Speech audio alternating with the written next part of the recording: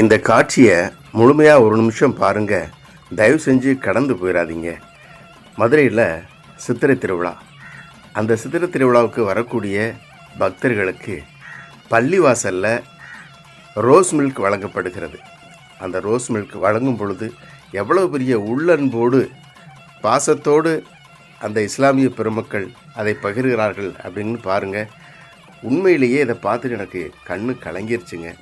எப்பொழுதும் நாம் இப்படியே ஒற்றுமையாக இருக்கணும். சிலர் அரசியல் ஆதாயத்திற்காகவும் தனிப்பட்ட ஆதாயத்திற்காகவும் நம்மை பிளவுபடுத்தி வேடிக்கை பார்க்கிறார்கள்.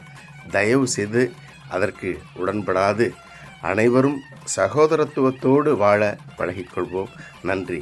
முழுமையாக இந்த காணொலியை பாருங்கள். மதுரைக்கு இது ஒரு தனி சிறப்பு. சிறுவர்கள் வேடமிட்டு வருவார்கள், எங்கள் பள்ளிக்கு வந்து ரோஸ் மில்க் குடிப்பார்கள். அந்த நிகழ்ச்சியை பூரா கண்டீர்கள்.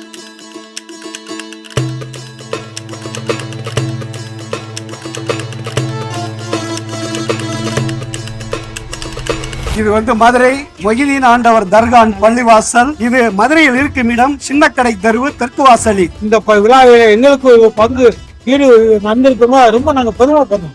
நாங்கள் இந்த ரோஸ் மில்க் கொடுக்கும் தருணத்தில் அவங்க சாமி எங்ககிட்ட வரும்போது எங்களுக்கு கண்ணியமான மரியாதை மாலை போட்டு எங்களுக்கு மரியாதை கொடுத்தாங்க.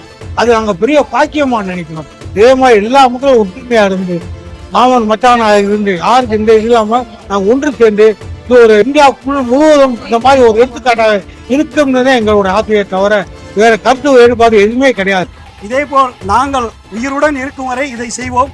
எங்களுக்கு அடுத்து வர்ற ஜெனரேஷனும் இதே மாதிரி செய்ய வேண்டும் என்று நாங்கள் மிக சந்தோஷமான முறையில் இறைவனிடம் பிரார்த்திக்கிறோம்.